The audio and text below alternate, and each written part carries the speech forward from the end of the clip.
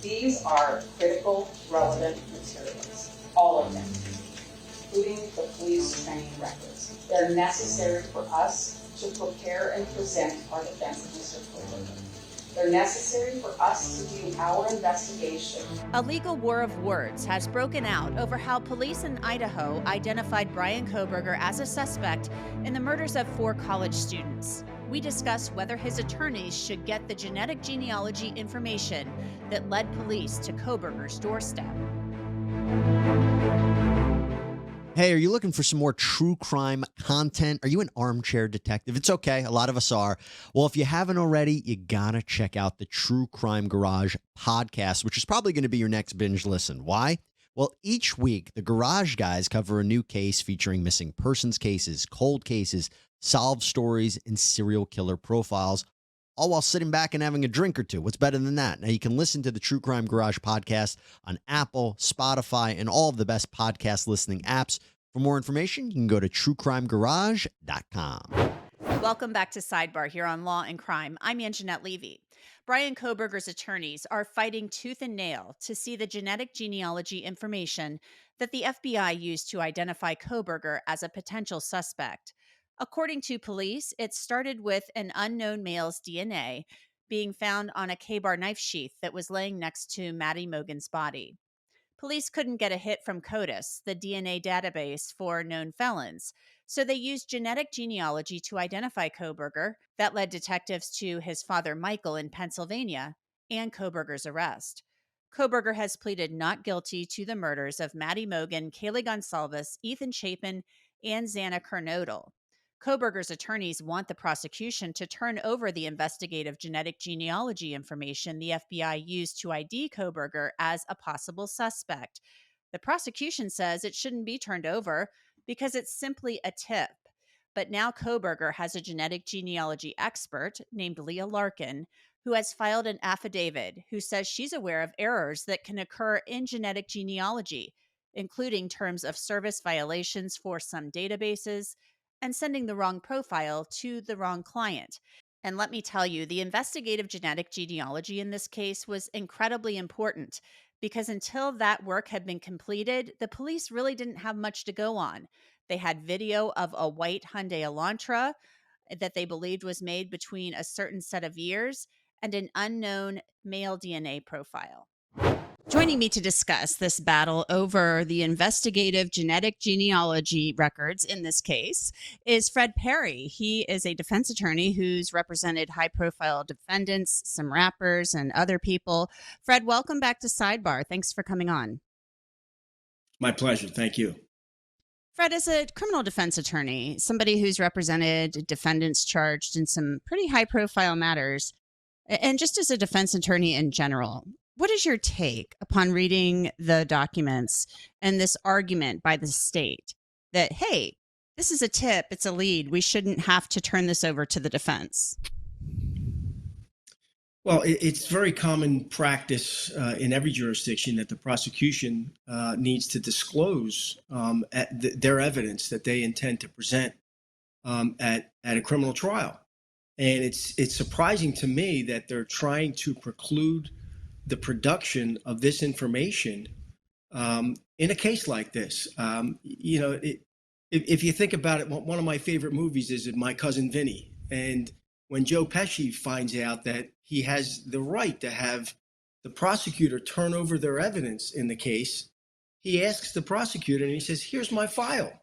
He says, "Sure, here's my whole file." And that's what a good prosecutor should do. They shouldn't try to hide anything. They should turn over evidence that they intend to introduce at trial, and obviously they have the obligation to turn over any potential exculpatory evidence as well. So I really don't understand the prosecution's theory of withholding this information. We've interviewed some genetic genealogy experts in the past, most notably CeCe Moore. She has a show about this stuff, and when this first came out in January, this speculation and leaked information that they used genetic genealogy to identify Kohberger as a suspect. She had told me, well, we never have to produce this in court, something to that effect. I'm paraphrasing what she said. But it seems to me, if you're considering this and arguing that this is a tip and that it's a lead, it should be turned over to the defense because they received more than 9,000 tips into the FBI tip line.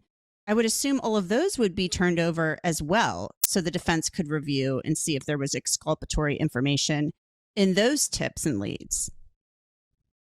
Yeah, I mean, as we've discussed before, this is a capital murder case, and if I were sitting in the defense attorney's chair in this case, I'd be fighting like heck to get this information. I don't see any problem with the prosecution turning this information over, whether it leads to exculpatory information or not.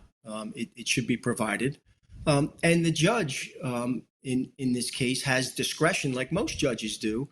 He can order a protective order to be put in place here, and order that the defense cannot disclose this information to anyone other than the defendant in their presence, his or her presence of counsel, or any investigative team that might be working on the case. And that I think would cure any concerns that the prosecution has in this case. I think they can turn it over under a protective order, that it's not to be disclosed and disseminated to the public. I'm going to get into the weeds just a little bit here, and I'll paraphrase what the state's argument is. And basically, the state is saying, look, the FBI performed this work. They did it in compliance with Department of Justice protocols, and they didn't really keep the information they developed. They kind of unplugged their key from the portal or what have you after they were done, and there's no documentation on that. Does that seem unusual to you? Yeah, it does a bit, and again, that's easily cured with the court ruling that we can have an evidentiary hearing on the issue, and have a pretrial hearing and question the agents about how they went about their business and how they recovered certain evidence, because this is an important piece of evidence in this case, and the defense has a right to have their expert review the process of retrieving the evidence from the crime scene, chain of custody issues, how the genealogy was done, the tips that led to the defendant in this case. And I think it's appropriate ask for the defense. I don't see a problem with it. This investigative genetic genealogy work or technique has been around for several years now, and it seems almost like a new frontier where it's being used in court, but oftentimes the laws are written long before this. So it's not going to be included in a lot of statutes, state statutes and things like that. So as evidence evolves, the statutes and requirements have to, I guess, evolve along with that, and it often doesn't. So do you see investigative genetic genealogy that as something that may come under scrutiny in the future in these criminal cases, and something where maybe there needs to be something written into the state statutes about it? Well, obviously, the science behind the IGG is well beyond my pay grade. But sure.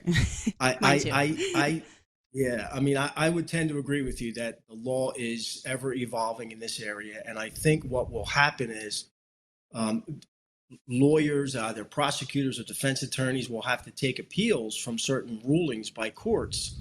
And the appellate courts and the state Supreme Courts are going to have to make certain decisions regarding the disclosure of this evidence, the introduction of this evidence, the challenges to this evidence, how experts are used in this area.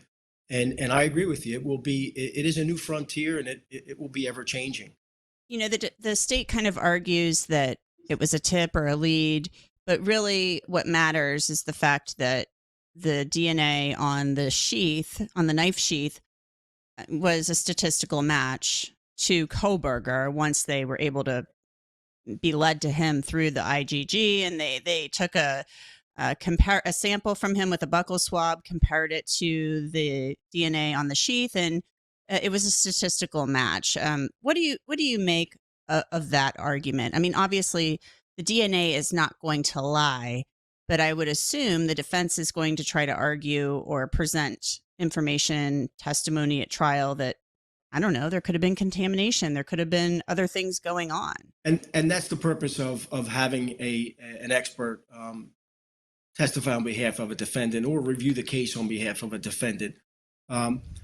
If the expert is not able to challenge as you said, a statistical match, or show that there was any contamination, or show that there was some bump in the road as far as the retrieval and the chain of custody and things like that. If their defense expert is not able to raise any issue, any credible issue in a trial in this case, then, a statistical match is a statistical match. And, that might be just the end of it there. This trial is scheduled to begin in October. October 2nd is when jury selection is supposed to start. It's a capital case, as we've mentioned. And it's interesting to me, in one of the recent filings, Ann Taylor, the lead counsel for Bryan Kohberger, basically accuses the state of trying to get Kohberger to waive his speedy trial rights by, slow walking the discovery and things like that. And she said in her latest filing, it's Mr. Kohberger's decision and his decision alone whether or not to waive his rights to a speedy trial. What do you think of that? I mean, it almost sounds like she's saying, this is his decision. He wants a speedy trial.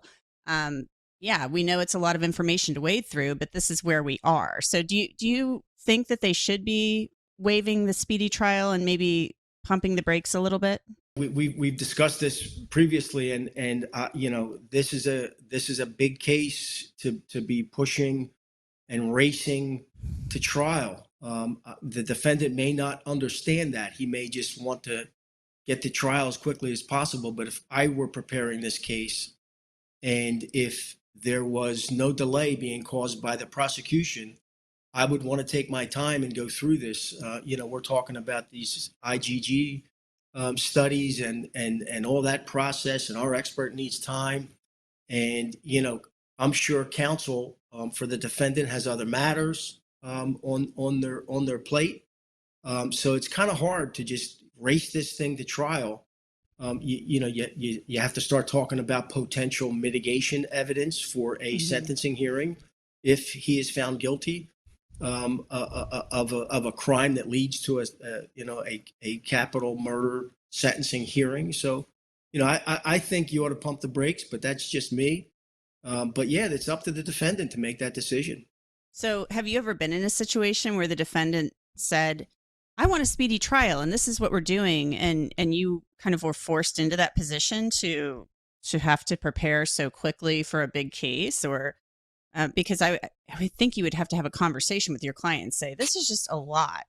We can't, we don't have, endless resources to devote to this every waking hour of the day.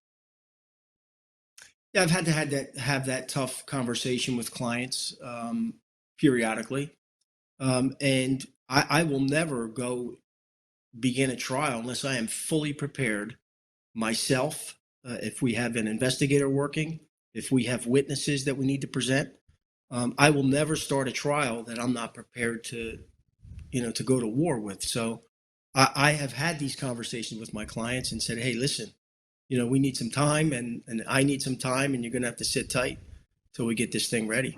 That's it for this edition of Law and Crime Sidebar podcast. You can listen to and download Sidebar on Apple, Spotify, Google, and wherever else you get your podcasts. And of course, you can always watch it on Law and Crime's YouTube channel. I'm Angenette Levy, and we'll see you next time.